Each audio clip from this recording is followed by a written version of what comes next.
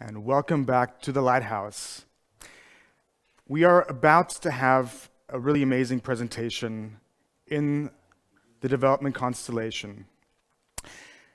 It's making me really proud to say that the organization that we've been cooperating with, ECLAC, has been a tremendous partner to YSI over the years, and I'm especially grateful for the cooperation that we've had with the ECLAC Summer School. The Summer School has been one of the most fundamental backbones to our development and integration of our Latin American community in YSI, and for that cooperation, I'm eternally grateful.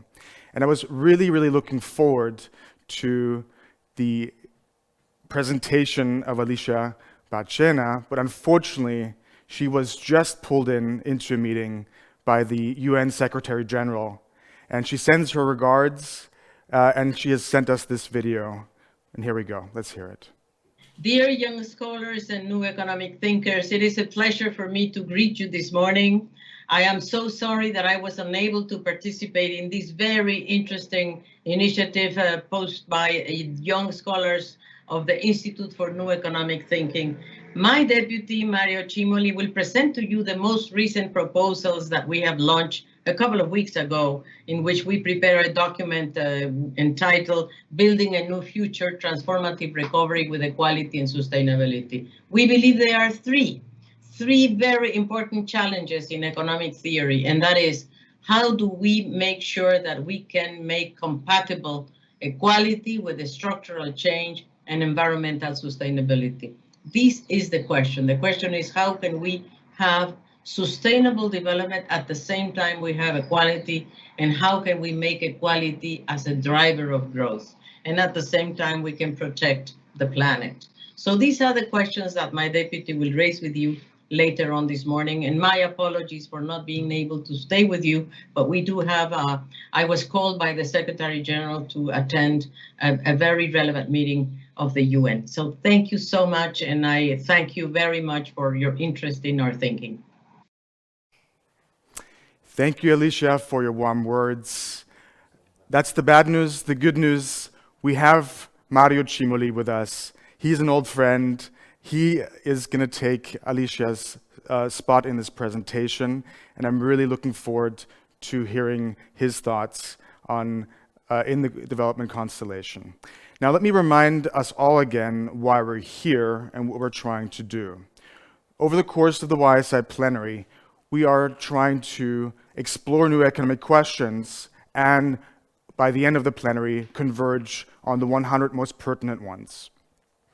And for that, I ask you now, if you're watching, to go head over into the development constellation, follow the link, and suggest your own questions that will be put to Mario at the end of his presentation, so that he can reflect upon whether these questions are the most relevant and important ones that we should consider in our future research.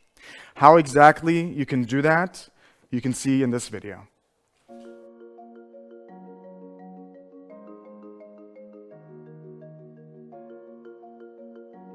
First, go to ysiplenary.org and click the night sky. This is the questions fair, where each star is a question, and each group of stars, or constellation, contains questions within a particular topic. You can find questions fair sessions in the schedule in the left sidebar and join them from there. Just enter the session and join the Zoom. As you listen to the speaker motivate their questions, think about which questions you believe to be pertinent for YSI. While the speaker talks, suggest your questions to your peers by entering them into the panel. This is not a Q&A. The questions are suggestions for research in YSI, not a question for the speaker to answer. Take a look at all the questions that were suggested and like the ones that you think are best. The questions moderator will select the most liked questions and present them to the speaker for a comment. These questions will be added to the constellation, where they can be further refined. Refine the questions by finding the best exact phrasing. Suggest a rephrasing yourself, or like the rephrasings that you think are good. After the session is over, You can find the submitted questions in the constellations.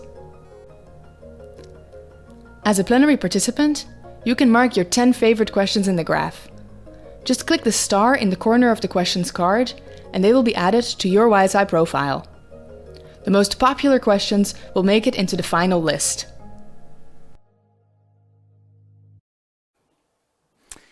I think now we're ready. Let me make a final check before we head over and beam ourselves up into the development constellation. Question moderator Nurlan, check. Session moderator Anna, check. Mario, check. We're ready to go. Let's beam ourselves up.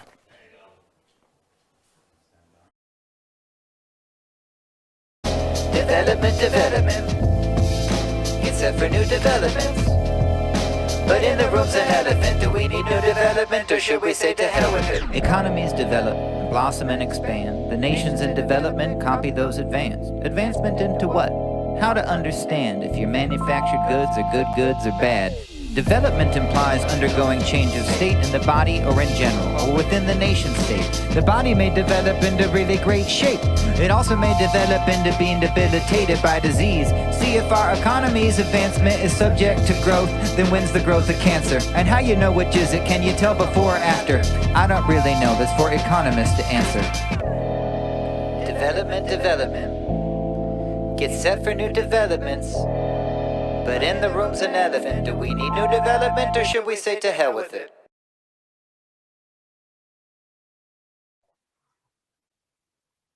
Hi, everyone. Good morning, good afternoon, good evening, wherever you are. Now, I welcome you all here to our new question fair, where we will try to find some questions that are pertinent for the future of economic research in terms of development. Usually, development is a convoluted process, both in theoretical and in empirical grounds.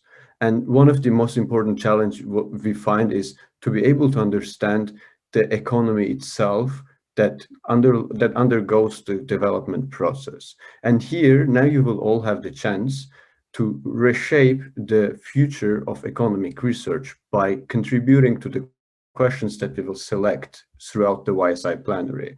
Here, I encourage you on behalf of YSI to be involved in the reshaping, rephrasing, and adding new questions that we will try to further on carry out throughout for the new 10 years upcoming at least.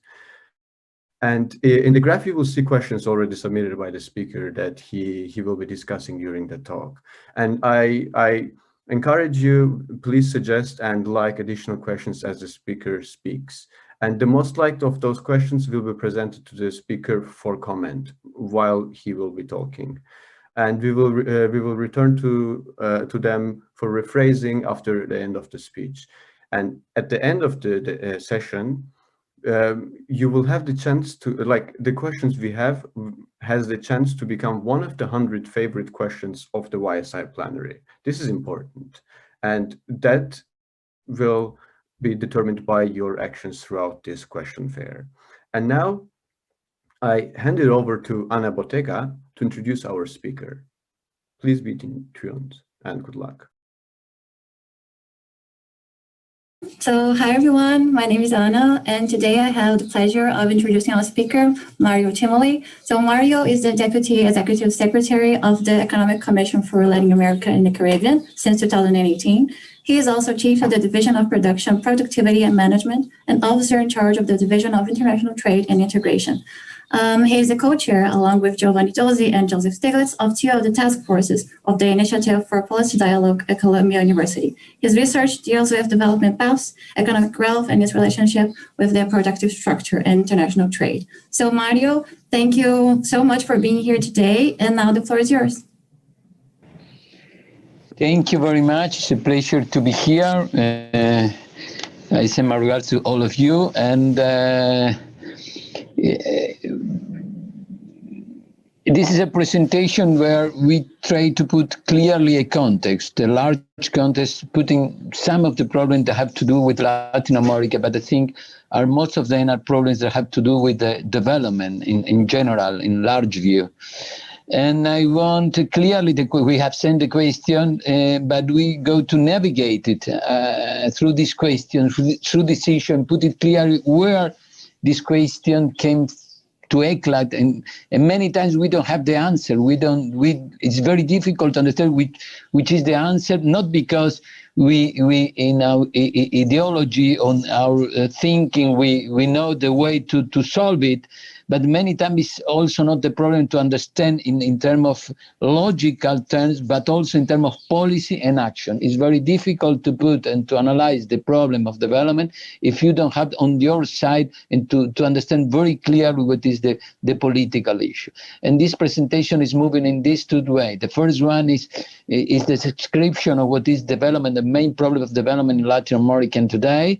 And the second one, we put clearly the importance to have answers to some political issues, political, economic, not only political in terms of political economy, but also in terms of specific actions. And I want to begin with the main point. I think the most difficult, we think with our tribu, we think that it's very important to put, and think many of the people that are presented in this seminar, most of you think that it's very important to analyze the social dimension and how to encapsulate in the social dimension the causes of equality. And you can understand clearly that this is different for this, the mainstream in economics, because social dimension is a parallel result of equilibrium, of the way of thinking of economists. And we want to incorporate in our analysis what is a social dimension, but not only social dimension, to incorporate in the social dimension the concept of equality. And here again, this is very different what economics mainstream think about that, because equality or inequality is the result of the equilibrium of the system. Here, inequality is the important baseline to create more development and to support growth rate in the long term. And here, social dimension and equality have been to rethinking in different ways of what is economic mainstream. Second one is economic and productive dimension. And here again, to put and capture the concept of structural change and technological upgrade. You know that clearly when they take a model of economic thinking, mainstream economic thinking, economic structure is the consequences of equilibrium. It's not the baseline to create development processes and to support growth in the long term. For our view, economic and productive dimension is part of the core of development. And of course, in this thing, it's not only market that is working on those variables, but it's also policy and action of governments. And here again, there is an enormous asymmetry of our thinking, thinking that have economics mainstream. And the last one is about the environmental dimension. Environmental dimension is a dimension that we leave to move only the markets in equilibrium situation. It's only problem how to regulate relative prices. And we think here again that the environmental dimension is a problem of construction of society, it's a problem that has to be incorporated in market and society and the policy. In all the three cases, social dimension, economic and productive dimension, environmental dimension, there is an alternative view of this economic thinking. This is a tradition of ECLAC. This is a tradition of ECLAC for the first paper published in the 1949. It is clearly, this is our view that is different what we're thinking about this issue. I began with equality. Equality is becoming today, most of the international organization is speaking about inequality. Also, the International Monetary Fund, the World Bank, and everything is speaking about inequality. But I want to only to put clear that for ECLA, equality and inequality, the importance to create a system that has to start for equality processes and to start for equality precondition for development. For ECLA is an issue for more than 10 years. 10 years, I want to say it clearly. We put clearly the importance of equality for development. If you walk it today and look at what's happening around the world, you can see clearly that inequality is becoming more and more important. The relation between inequality and development has to do with many issues. One of them is the relation between the financial sector and the real sector at the global level. The second one is concentration of resources. The third one is rent and concentration of elites on rent. There is many issues, but today equality is an issue of debate. You can hear many people, many organizations today speaking about equality. That is good. But that is bad because was recognized very late. That is an important point. And equality is an important point. The second one, I want to be very clear.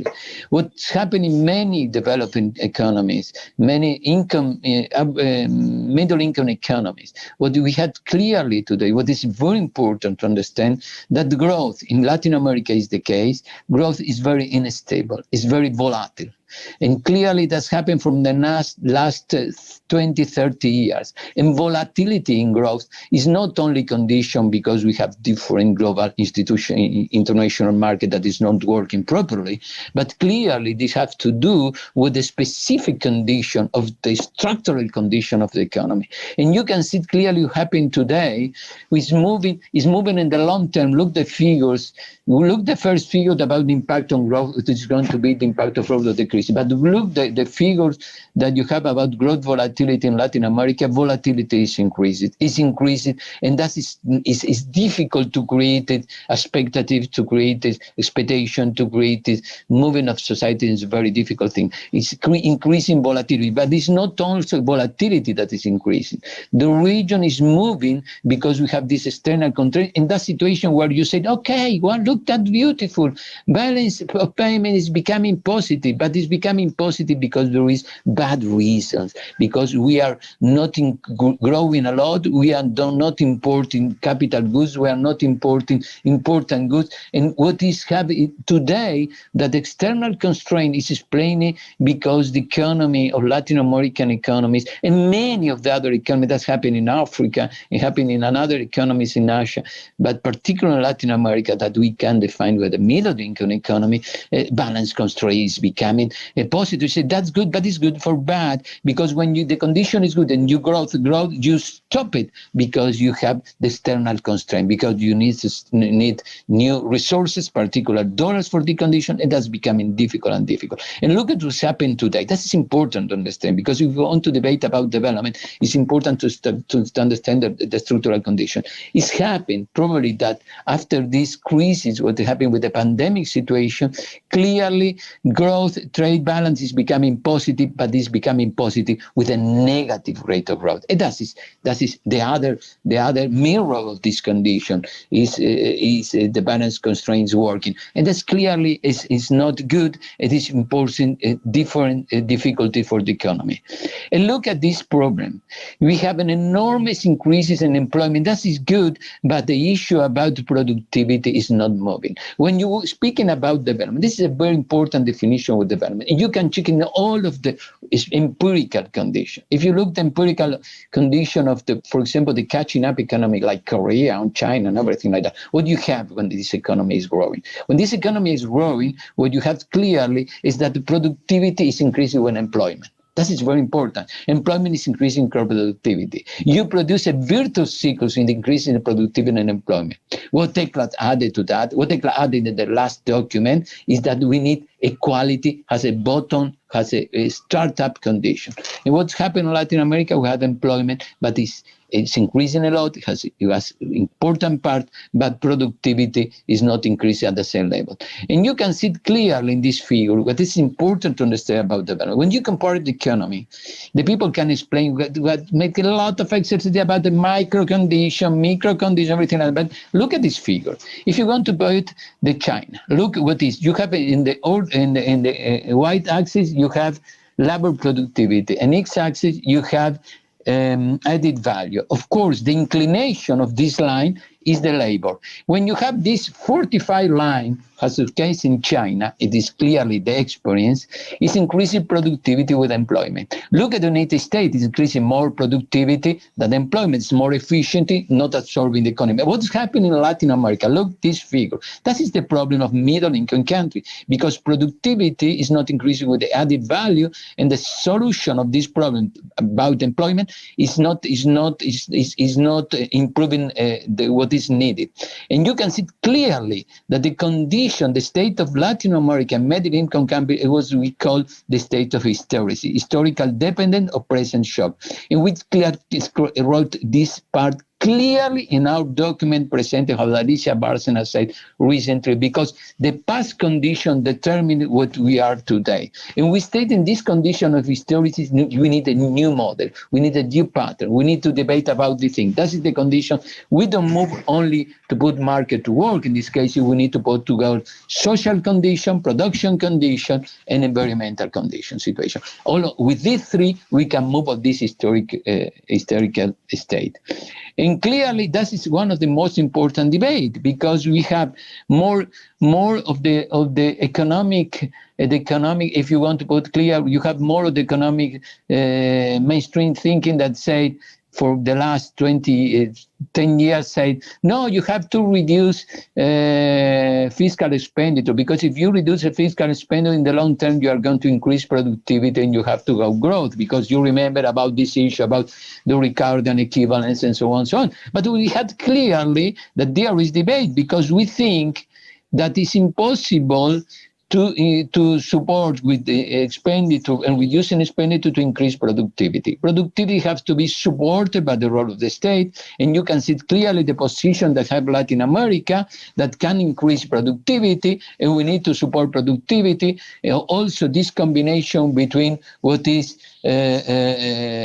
fiscal expenditure to support with the budget, but at the same time to support the productivity and to have a dynamic path and virtual path supporting that. Because the debate, and what is our position, the debate in this condition, and we are very worried on that, how our secretary said, Alicia Bárcena, after this crisis, many people is going to back and they say, no, you have to reduce fiscal expenditure, you have to reduce capacity to increase fiscal expenditure, and in that way to increase demand and support growth and so on and so on. Here we have an important debate. What is the different position from Maitland in these cases is that productivity is playing important. But productivity is not only because you create an efficiency of the market, it's because you create a diversification, you create a more important structure, you create employment of good quality. In that way, it's very important to combine with industrial policy, in this case, also with environmental policy too. And clearly, we had the last point. We don't have a phase, we don't have a roadmap where the increasing of GDP is creating with the environmental sustainability. And we need what we call clearly in this case with the black box, we have the empty box, if you want to define it that way, where clearly we need to increase the capability to growth and to reduce the emissions. That is difficult, and you can see clearly that many countries that are called defining today have developed countries. These countries put clearly in that way the situation where they have developed within and have stock of emission. And what is important is to find here there is an important asymmetry, because you are asking a lot to developing countries on the middle income countries to don't increase the emissions, and you put in today in the global arena, you don't have to increase emission, you have to preserve your natural resource and so on and so on. But don't forget the history of that. The development of the economy that are developed today has increased in the emission a lot, and the development today is in a stock of what's happened in the last 100 years. And there is a historical asymmetry have to put clearly on the debate. And that's here is what we put the different three dimensions. We can move of this historic situation of Latin America that is moving around in this point, increase a little bit on unemployment, we have a shock, productivity is decreasing again, employment is increasing a little bit, and there is no dynamics and process that increase employment and productivity together. We think that this can mean moving, we have a shock that came from these different areas. The first one is we need to growth to create more employment of quality. And the minimum growth of that is 4%. But attention.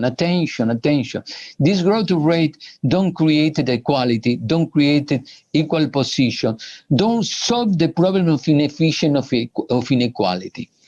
And here there is an important problem, because equality for us is inefficient. For the mainstream people thinking about that, is the result of the model, the consequences of the equilibrium. And in these cases, we have to think that our approach is completely different. If we have an efficient system, because people don't have the skill, because people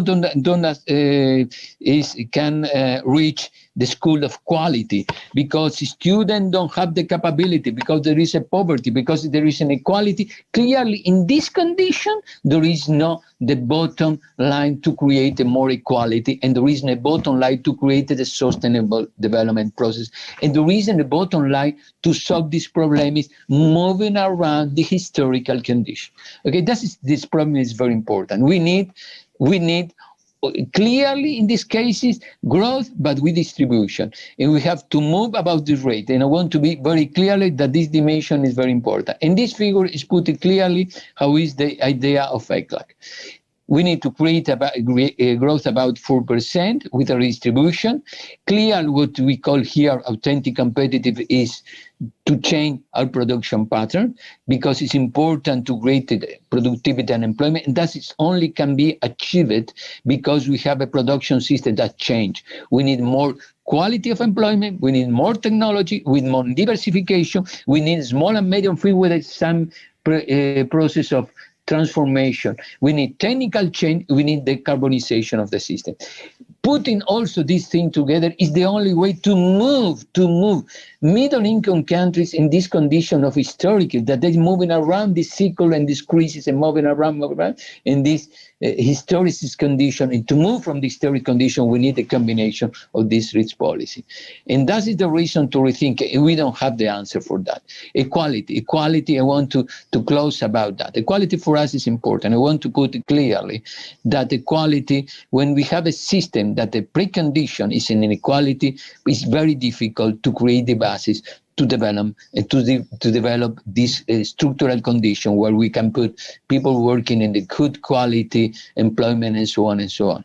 And we have different question about that and different question about what is our debate on this and this thing. But it's important for us, and that you can understand that this process is a new way, but we don't have all of the answer, because the answer, we clearly understand which sector we have to implement, how to relate production with productivity and employment, how to relate this precondition in social situation, and to develop more and more a basis for that. Social pact and the integration between policies, and to move from this hysteresis condition is very important. And the social pact is necessary to put on the arena.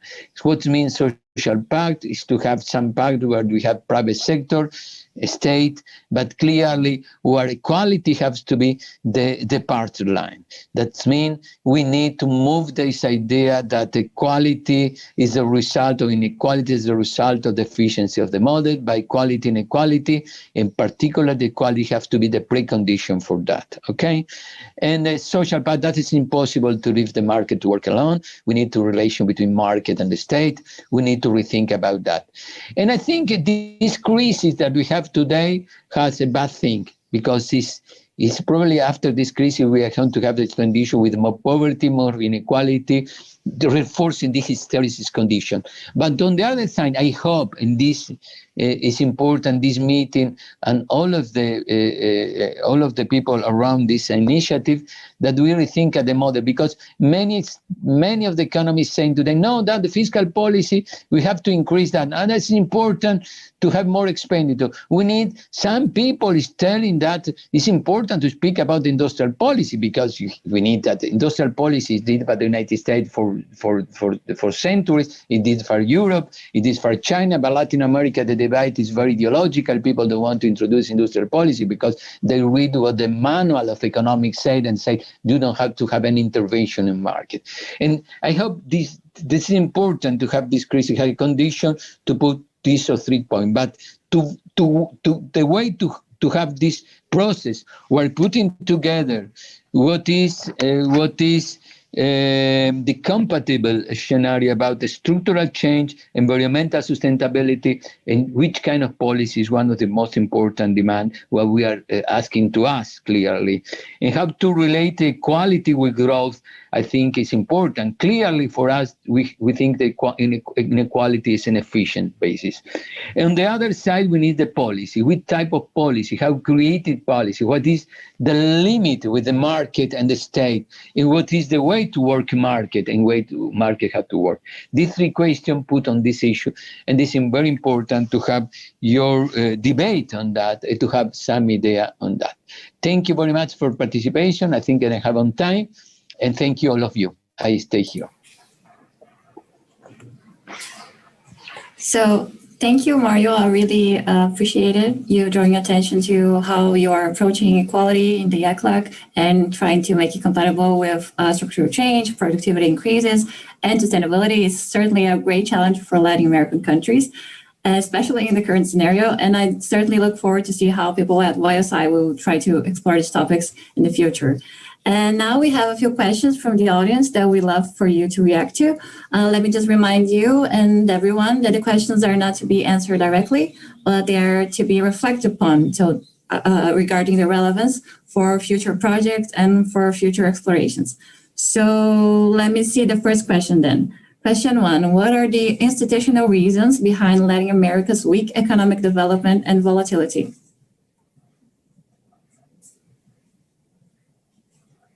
This is an important question. Institutions play important roles. Institution is not created on the earth.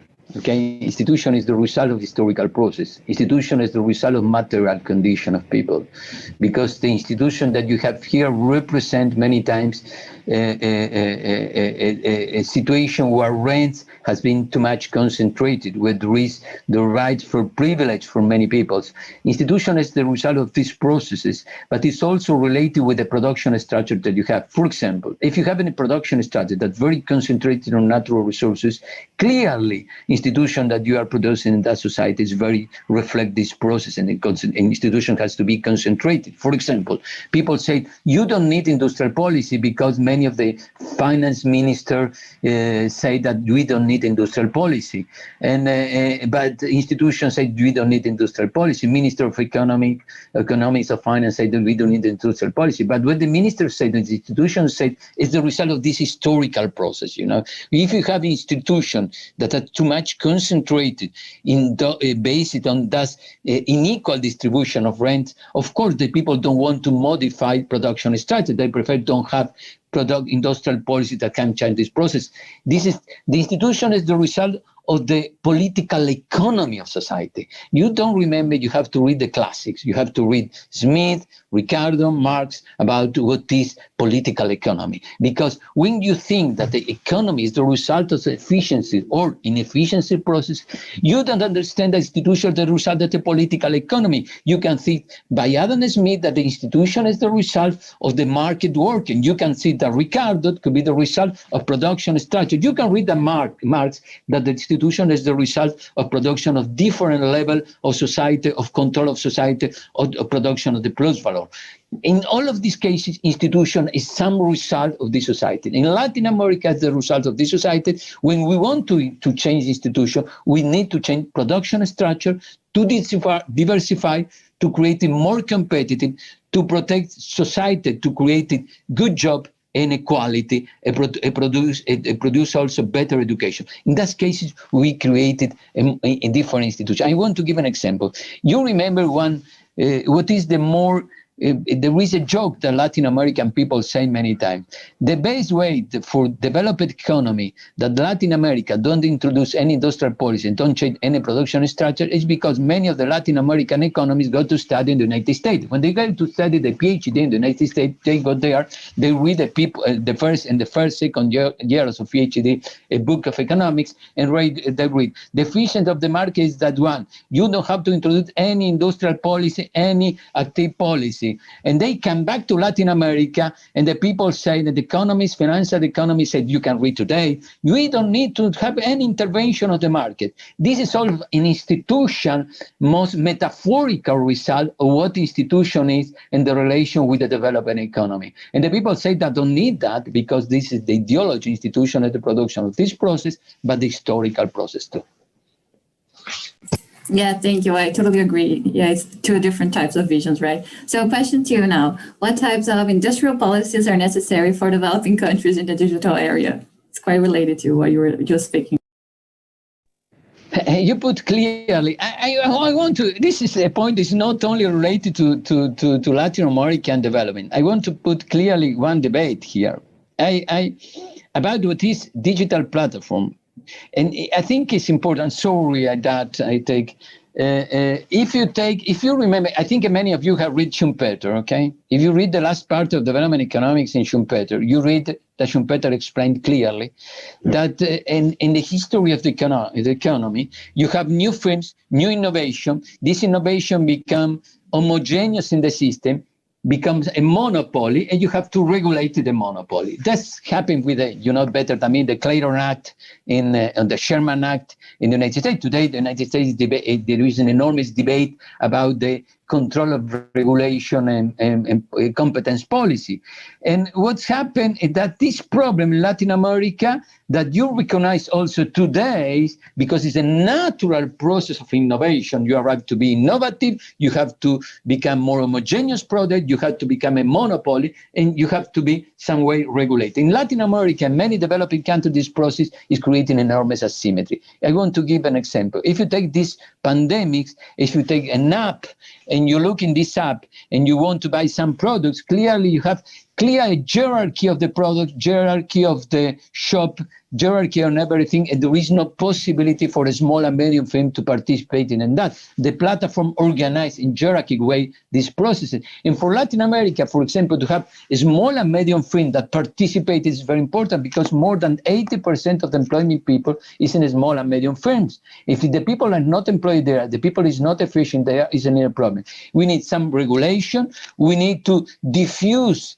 technological, digital technology, and more excluded people in the population, what we call the invisible people, that is outside of the city, that is informal activity, and so on. You have informal activity in Latin America that is 50% of the people. These people, when you have some measure about the pandemic, you can achieve these people because these people is very difficult to achieve because they are not a number, document number. You don't have digital connection and so on. We need to understand regulation, political of competence, an important point to put clearly is to include these people in what is the digital revolution and to have a policy.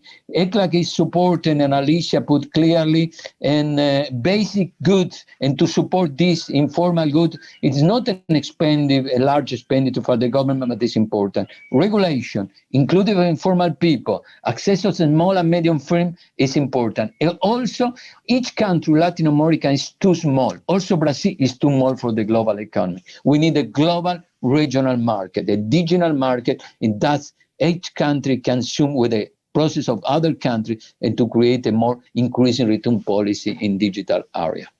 Thank you. So thank you, Mario. I think you reflected quite good in these questions. And before we close the session, would you like to suggest any new question or topic that was not addressed here today? Me? Yes. I am, you know what I worry is I think it's important to have all of the young researchers to think about this situation. First of all, we are coming out of the situation that is difficult. Seems to be that many of the economists understood that some of the old model, the mainstream model, doesn't work. And many times I am worried. There is a very good book by Albert Hirschman when he wrote Jeopardizing the Economy. And people say that because it's real that it's not to be like that, you know. And this is important that the young understood clearly that the model needs structural transformation. A structural transformation means that we rethink completely the relation between variables, structure, precondition, and so on. And there is in your hand, in your brains, to rethink about this type of model. Don't leave that many of these I call the Volpi of the economist, creating what we call jeopardizing economies, where people think that has to be different, but at the end it's not different. We need to really to rethink about different and complete alternative model. And put clearly equality on the basis, think that equality, when you have inequality, is inefficient, not is the result. Think that you need structural change and absorbing employment with the productivity. Think that we need some active policy to rethinking about that. And I don't have any question. I think it's important that the young generation think about that. Don't leave that you are going to be jeopardized by the economists, other more older and bolder economists. Thank you very much. Thank you, Mario. I think, you gave us a lot of things to think about. And with that, the first part of the session is a wrap, and the second part is about to begin. But first, back to the studio. Welcome back to Lighthouse. Thank you very much, Mario Cimoli, for your input talk. And thank you to ECLAC for all the work you do. I believe that the contribution of ECLAC in keeping this type of structuralist thought alive and developed in this context in which we are looking for more angles, more perspectives in the global context. It is really imperative. Keep up the good work, and we look forward to continuing our cooperation with you at the ECLAC Summer School. Now, those of you who are in the constellation can continue the discussion to refine the questions together with our question moderator, Nurlan. I invite you to spend the next 20 minutes to do so in the constellation directly. For all of you who are watching the live feed, we are going to, in about 20 minutes, hear from Lord Adair Turner in the Future of Money constellation. Stand by for that.